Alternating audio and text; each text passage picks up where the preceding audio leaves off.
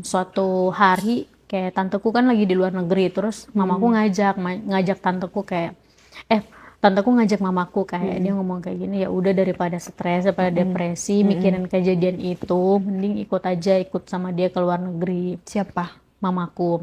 Oh, mama kamu yang ke luar negeri. Iya, jadi dari situ mamaku ke luar negeri. Nah, mamaku ke luar negeri kerja kan mamaku di sana.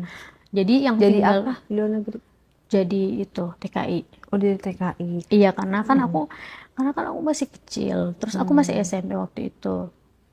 Mamaku sama papaku mungkin zaman dulu nggak punya tabungan apa-apa gitu, aku nggak ngerti. Jadi kan dia harus menghidupi anak-anaknya kan. Kan papaku itu udah selingkuh sama perempuan itu, jadi mamaku pergi, jadi di rumah tuh cuman ada aku, adikku 2 sama sepupuku 1. Itu semuanya masih pada sekolah. Nah, seiring dengan berjalannya waktu, mamaku udah di luar negeri, papaku ini kayak gimana ya, em, aku selalu nungguin dia pulang, kayak misalnya dia tuh selalu pulang tengah malam jam 1, jam 2, pulang ke rumah jam-jam segitu. Jadi aku heran, kayak aku selalu nungguin dia di sofa kayak, kok dia pulang jam segini, Malam kalau dia banget. pulang jam segini dia habis dari mana.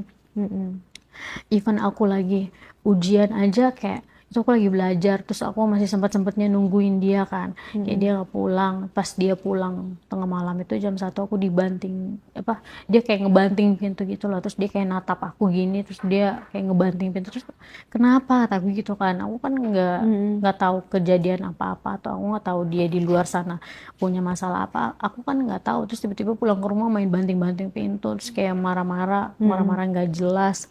Semenjak kejadian itu papaku jarang pulang ke rumah, jadi dia mungkin sama perempuan itu.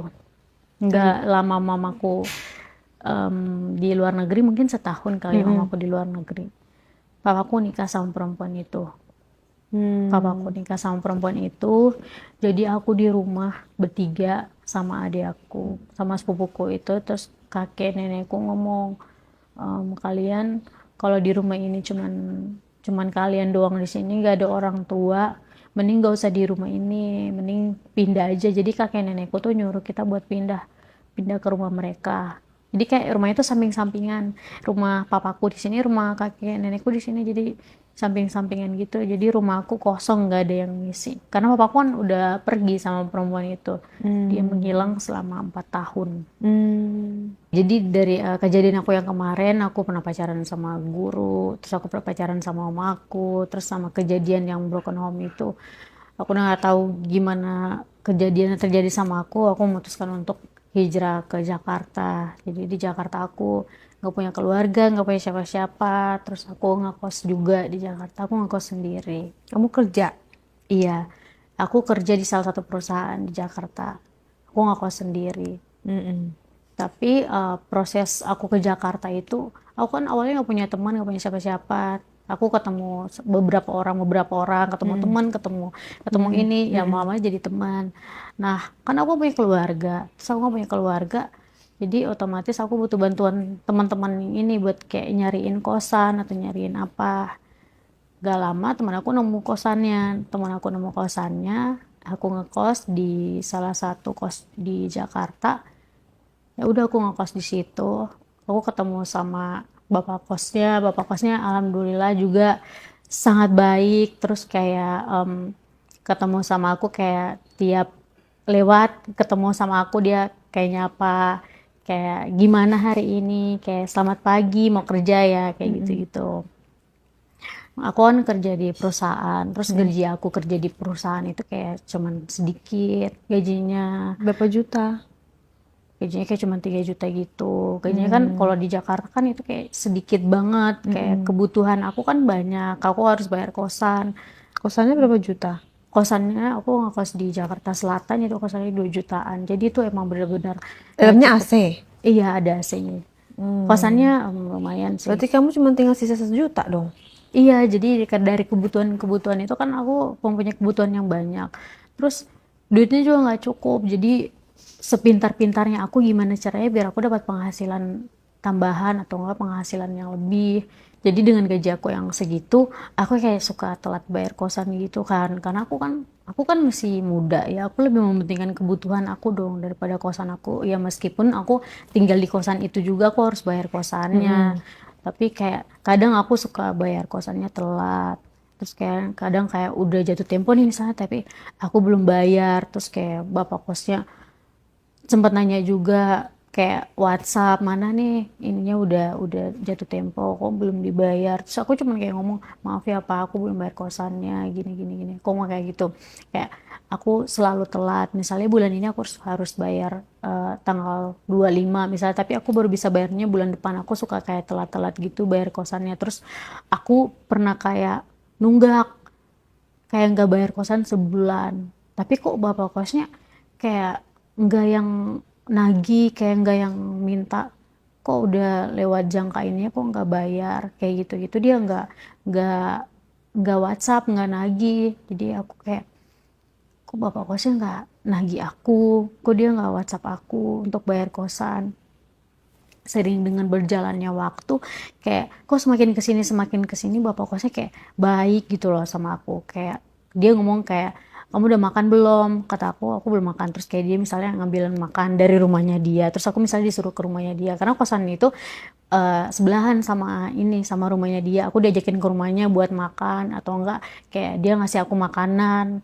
Emang belum punya istri? Dia udah punya istri, udah punya anak. Jadi kosannya di sini, rumah dia di sebelah kosannya. Dia kayak selalu nawarin aku makanan, selalu ngasih aku apa. Kalau aku minta tolong kayak angkatin galon, misalnya dia angkatin sama dia. Terus kayak selama aku tinggal di kosan itu, aku nggak pernah ngisi token. Jadi token aku tuh selama aku ngekos nggak pernah habis, selalu ada aja. Itu siapa yang ngisi pasti bapak kosnya yang ngisi. Aku kan heran kan ya Kak, kok tiba-tiba tokennya udah keisi. Jadi kayak aku tuh nggak, selama aku tinggal di kosan itu aku nggak pernah isi token. Jadi kayak tokennya tuh selalu ada nggak pernah habis. Terus aku nanya ke bapak kosannya, Pak, bapak kan ya yang isiin token aku. Terus bapaknya ngomong iya. Nah dari situ aku kayak, gimana ya, kayaknya bapak ini bisa kali ya aku manfaatin, karena kan dengan pekerjaan aku yang seperti itu, gajinya juga yang seperti itu kan nggak cukup. Jadi ya udah aku mencoba untuk manfaatin bapak kosnya ini aja. Bapak kosnya juga nggak tua-tua banget, meskipun dia udah punya istri, tapi nggak tua-tua banget. Itu bisa, ya kalau aku lihat-lihat selera aku juga sih bisa bapak kosnya. Terus kayak apa namanya, eh, aku kayak misalnya pulang kerja terus ada bapak kosnya, terus kayak dia nyapa-nyapa kayak, gimana kamu kerjanya hari ini. Aku kan biasanya kalau pulang kerja, kalau aku ketiduran itu kan kamar kosannya nggak aku kunci, nggak aku tutup pintunya. Tiba-tiba kayak dia langsung di depan pintu kayak ngetok, kayak ini ngingetin, ini pintunya jangan lupa ditutup. Terus kayak dalam hati aku, ih kok bapak kelasnya care banget ya sama aku, kayak peduli banget. Mungkin dia nggak kayak gitu sama anak-anak kosan lain, mungkin cuman ke aku doang. Nah seiring dengan berjalannya waktu kayak aku kan biasanya di kosan kan suka kayak masak-masak. Kayak aku kalau nggak kerja biasanya masak. Gimana caranya aku biar bisa menggoda si bapak kosnya, ya udah aku biasanya pakai daster yang agak-agak tipis, terus aku kayak nggak pakai bra gitu, terus bapak kosnya ngeliatin.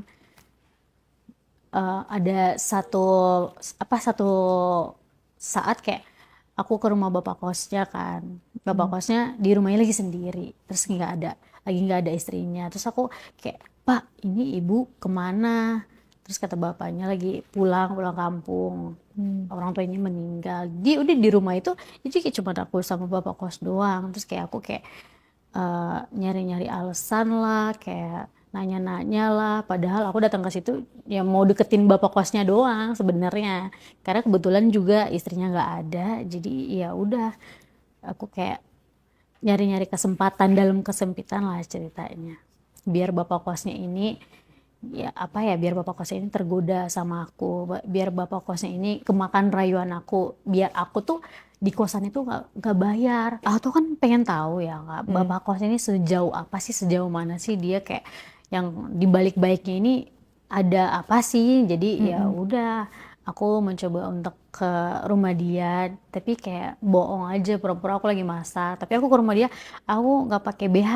Terus aku kayak cuma pakai daster, nggak pakai BH. Jadi aku ke rumah dia, ada istrinya ternyata di rumahnya dia. Aku kayak tok tok tok Pak, boleh minta garam nggak, yang kayak gitu-gitu kan. Terus kayak bapak kosnya ngeliatin. Hah? Bapak kosnya kayak cuman diem doang gini. Kan aku nggak pakai BH ya, aku nggak pakai daleman. Jadi mungkin dia ngeliat itu aku. Tapi ya mungkin dia cuma diem doang. Tapi di situ ada istrinya, ada ibu kosnya. Ya aku cuek-cuek aja.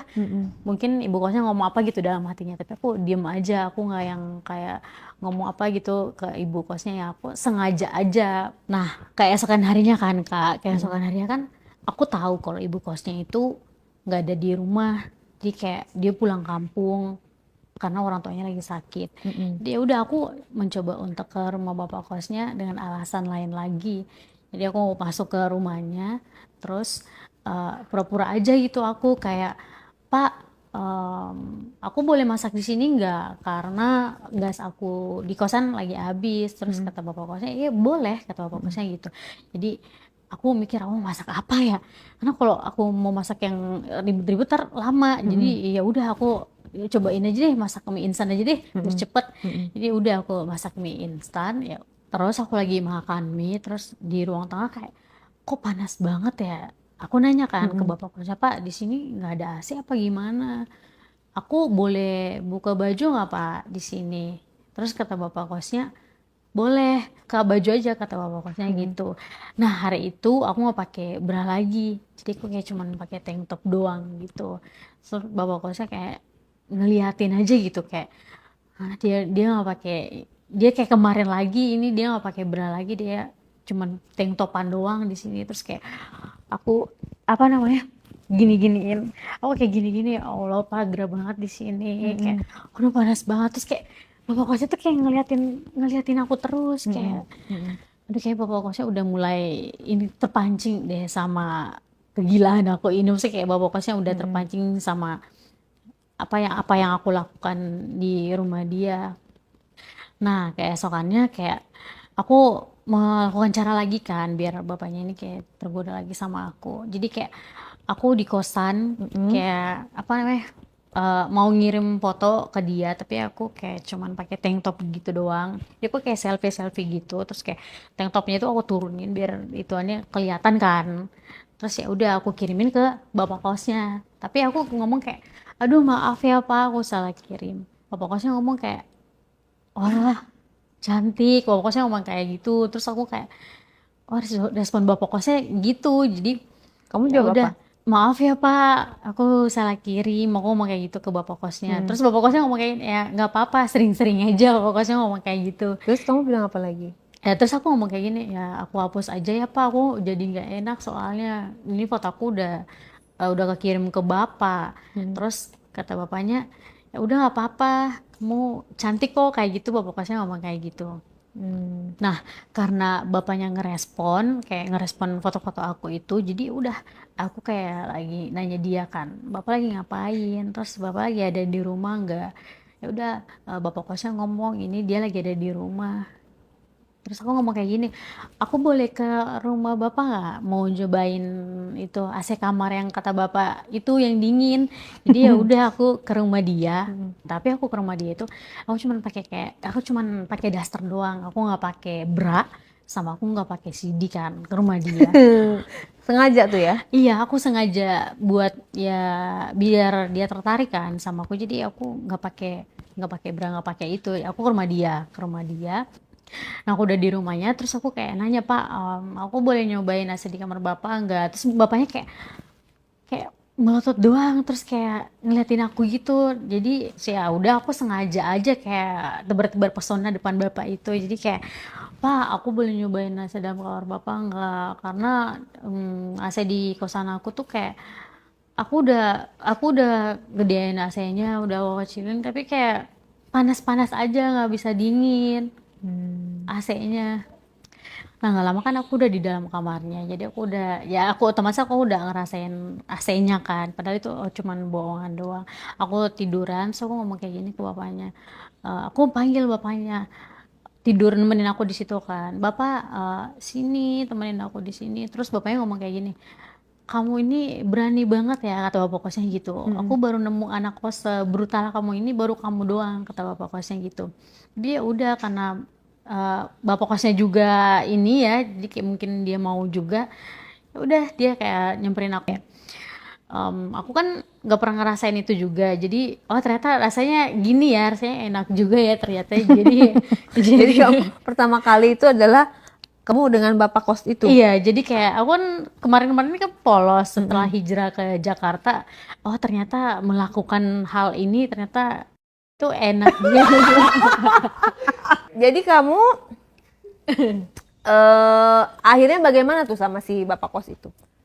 Ya udah berjalan dengan sendirinya aja. Maksudnya kayak aku sering melakukan hubungan itu sama bapak kosnya. Kayak misalnya nih aku kayak mau bayar kosan, udah jatuh tempo, terus kayak aku nggak punya duitnya. Bapak kosnya udah nagih, terus kayak aku ngomong, Pak, aku nggak punya duit nih, gimana kalau diganti sama main aja? Aku ngomong kayak gitu kan. Terus ya udah bapak kos juga mungkin ngerasanya ya fine fine aja, enak-enak aja. Jadi ya udah aku selama ngekos di situ aku nggak bayar kosan. Jadi selama aku di kosan itu aku melakukan hubungan itu sama bapak kosnya. Ketahuan gak sama ibunya?